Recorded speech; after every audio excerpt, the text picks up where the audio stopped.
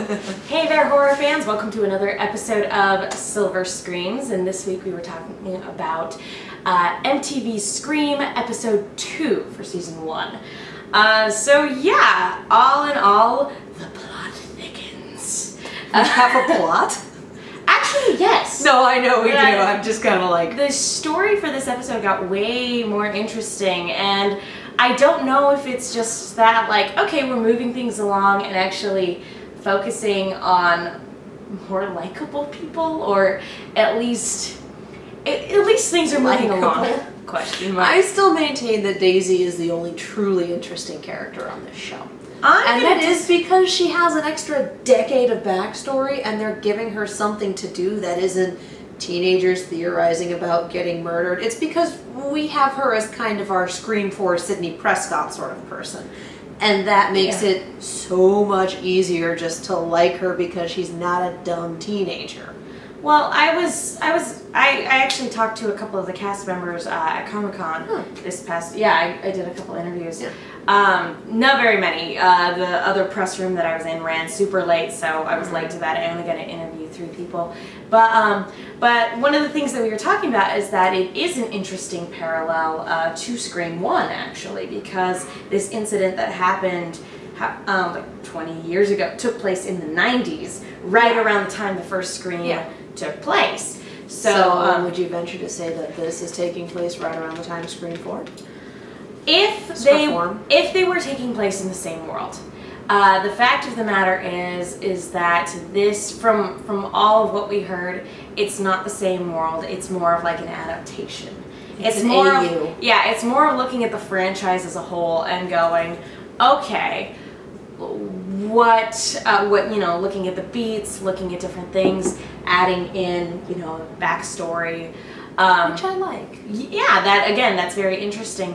I have to say, something about this opening, though, rubbed me the wrong way, and it wasn't that it wasn't well done. I thought this opening, establishing that this character was going to be the character to go, which made me wonder, because each of the Scream movies, the character you're introduced to in the opening scene, they're not going to make it. And so I'm wondering if... We only have so many characters. If we kill off one every opening scene, we're going to be out of characters before the end of the but this was a peripheral character from the first episode. Very true. She was important to Audrey, but not necessarily to everybody else. So do you think Audrey's going to go eventually because she was in the opening scene as well? No, she wasn't. No, she was in the opening scene of the series. No, I wouldn't rule Audrey out as a potential victim, but right now, I would rule Audrey out as the potential murderer. That is an interesting point that you make, because the thing that rubbed me the wrong way about this opening, again, pretty good opening scene, all things considered, but because it was Audrey's voice on the phone, that again rubbed me the wrong way, because it either means she's directly involved, it was a weird coincidence, or the killer has the voice changer from Scream 3, which was super stupid, where it's a voice change. Either that or... I can be anyone! Either that or like he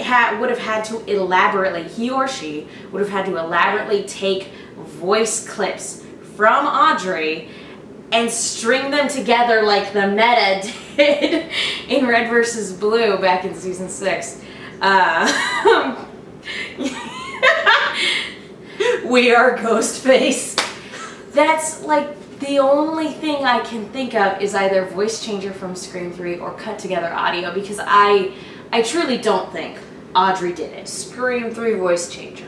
Which you put money on that. But then pretty contrived. You can't really rule anyone out as Ghostface until they're dead, and then in the case of Scream, you couldn't rule people out after they were dead because some people were faking it. That's very true. So you never personally, Audrey is not on my suspect list just yet, but this series has thrown, or by series I mean the franchise has thrown me for a loop before as to who I thought did it. Everyone's on my suspect list, but I'm approaching this with a couch and popcorn, so it's not like I'm like, oh my god, who did it? I'm just like, yep, they sure are super dead. I will say that I also don't suspect our main character, Emma, because... she's our Sydney? Not necessarily because she's our Sydney, because when Ghostface called her, it wasn't for an audience. And that's true. If you've noticed, again, no spoilers for other Scream movies, but there were times where somebody pretending to be Ghostface would receive a call from Ghostface in order to throw off suspicion and make it look like they were the victim. That's true. So that, to me, would only apply here if there was someone in the house with her. Although, yeah, you do like want to match up phone records and everything like that, but they're not recording the conversation, so it would have been solely for the benefit of the audience. True. Which could have very well been. Which, let's go ahead and talk about that scene at the end in the house, because I know that's kind of weird to jump from the beginning straight to the end, but like those were Did really... anything happen in the middle? Some things happened. Yeah, but the best parts were... The main parts were bookended. And I'll be honest, that final scene was really good. Yeah. The whole series needs to be more like that. And I know we have to have the lulls where we explain the rules and we develop character, and as the first episode explained, you have to make the audience care. I still don't. Again, I'm approaching it with popcorn, but I care about Daisy, and everyone else is just kind of like, they'll exist. I care about Daisy. I do care about Audrey. I'm starting to care about Noah, and actually Noah, the actor who plays Noah, has been on AfterBuzz before. Oh. Yeah, he was like, AfterBuzz, I know that. So yeah, that was pretty cool. So yeah, that was pretty nifty. So I'm starting to like Noah as well. I could care less about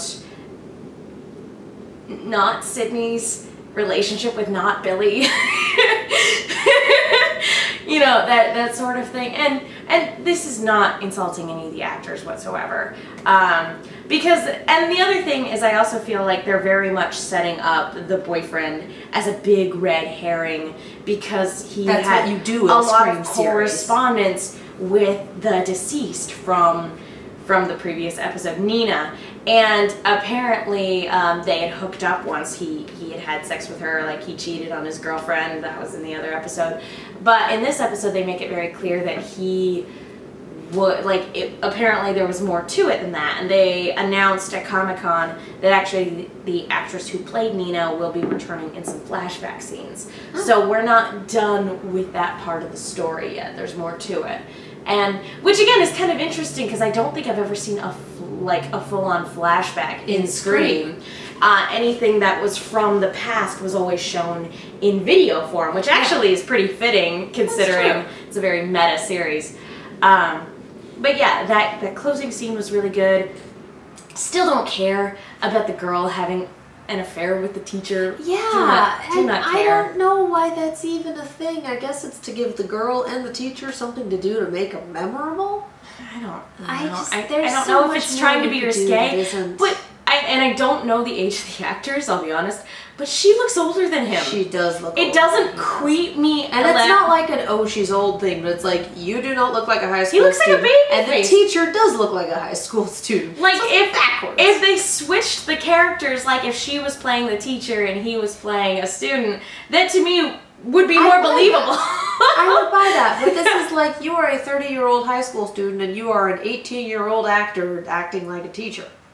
Yeah, I don't think either of them are those ages, but oh, no, yeah, I have no sure idea. They're not. But he has such a baby, he might very well be older than the rest of the cast, but he has such a baby face that he really doesn't look like it. You would never know. No. So we don't really care about them beyond going, okay. Don't care about them. And again, they're just kind of set up to be bad people. And I hate it when horror movies do that. I think they're just kind of people who are making a shitty decision. I don't know. They've set her up to be pretty unlikable. Maybe not bad people, but definitely unlikable characters. Well, yeah. Because we don't care about them yet. And it's a slasher flick. You're only supposed to care about like 2 people. I disagree. I disagree with that, because I've watched enough of these movies to know which ones are effective and which ones aren't. And being effective at what they're trying to do as well. Ooh, we have a note from our studio. Oh, Branson is 7 years older than Brooke in real life. So actually, thank you, producer. I do what I can. Thank you. This just in, on silver screens, Branson is 7 years older than Brooke in real life. Thus, the rumors are not true. He is, in fact, older than the actress. Back to you, Katie.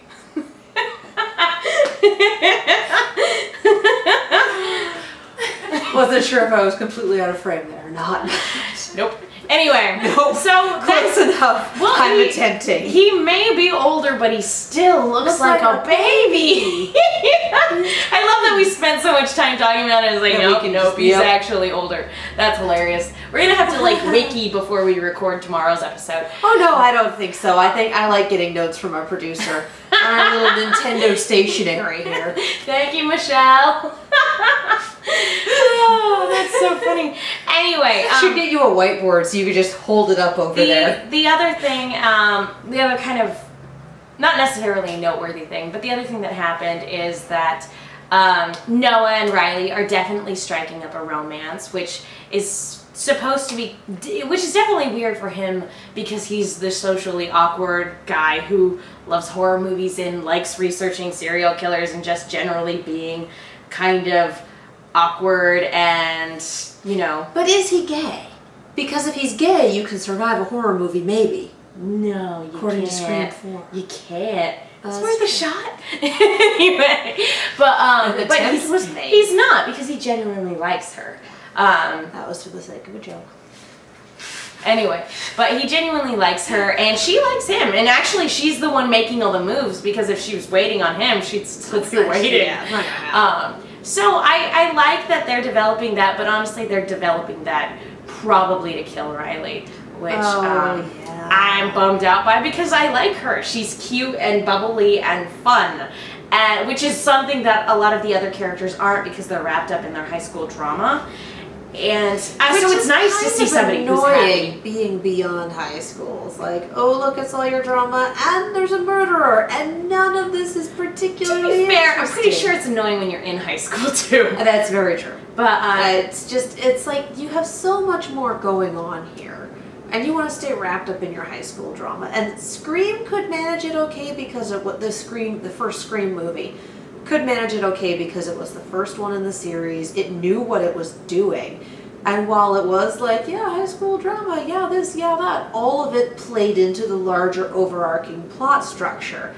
Yeah, her boyfriend's being pushy and a little nuts over things, and then later on you realize, oh, reasons. There's a reason. Reasons for everything. Well, and you go back and watch the movie again, and you're like, oh, it paints it in a completely different light when you watch it again, yeah. But for this, maybe it is a matter of everything playing out and having to go watch it again, but I feel like this is MTV drama series, ridiculous high school drama, for the sake of having the characters have to fill 52 minutes with commercials. For the really good scenes that we got, I am willing to give them the benefit of the doubt that a lot of this is going to play out and we'll get a payoff. But for every 5 minutes of good scenes, we have 40 of nothing.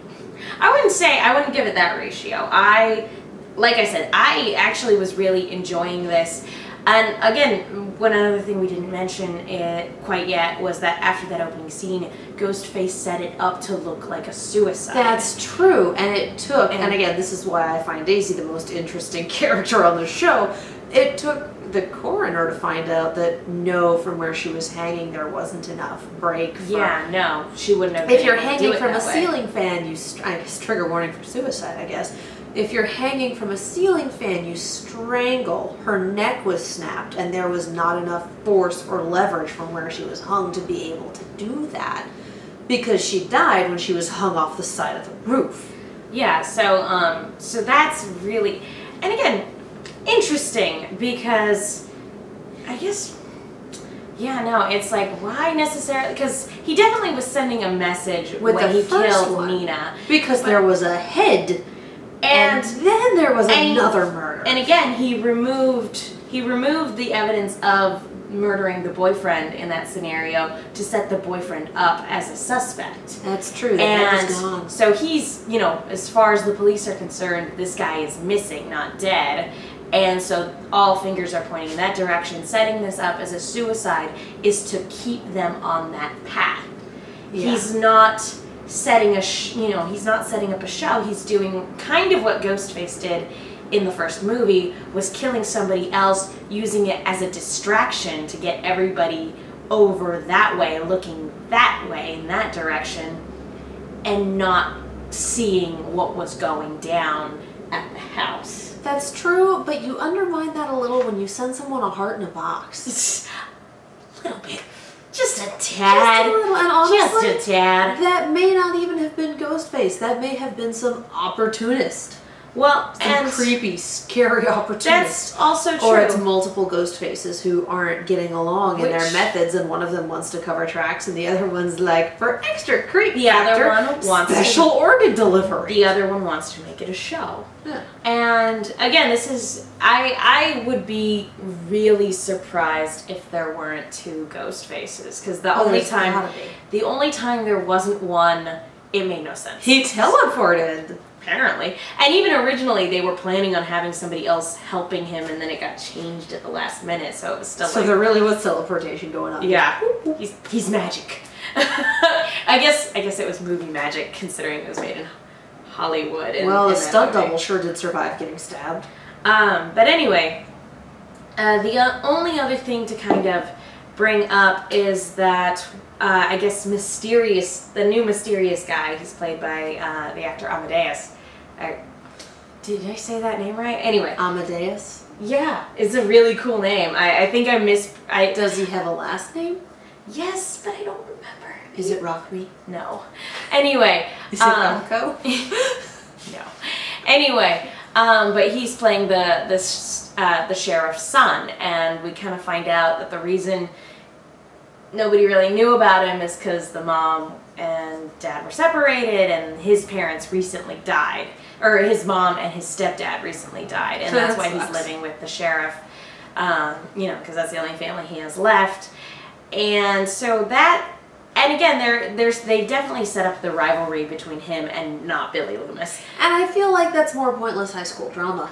Unless it turns out that one of them really is the killer and there's stuff going down. It's entirely possible that they're both Ghostface. I get the feeling I'm going to be really frustrated with the drama right up until we get the reveal. And if it pays off, great. And I'll be able to look back and go, oh, there was a reason. And if it doesn't, it'll be even more frustrating. And again, the reason why you can let it go in the movie screen is because the movie's only an hour and a half. That's true. Whereas and it does this has to be every single bit of everything. If for world building, if it's the girls gossiping in the bathroom, or for character building, by the way, uses its time very economically. There was another scene in this movie, in this episode, where it's two girls talking in the bathroom about Emma. And I'm just like, wow, people in like Scream movies who go to the bathroom to talk, they are just terrible people. And they really don't have any awareness. Like, you always have to assume that there's at least one other person in the bathroom. Yeah, no, unless you're going to go around checking all the stalls. That stall is closed at, that doesn't mean you're, unless you don't care. I guess the other thing is like they just don't care. They just didn't care. Well, anyway, we talked about the opening and the end of this episode, which are the most important things. And we did get an answer about Emma's dad, that he actually survived the night. Because we kind of got a little bit of information about that in the first episode. He actually survived the night where the guy went on the rampage and killed 5 students. But then he was hurt in that whole exchange. But it sounds, I don't know, it's kind of hard to say. Do you, like, whether or not they think he's alive or not, or if it's like a copycat or somebody. Basically, they're just as clueless as we are. It's still very much up in the air, and he could still be alive. We could have him doing one thing and Ghostface doing another entirely. That would be incredibly interesting. Odd twist for a Scream series. But, I mean, if we're going to...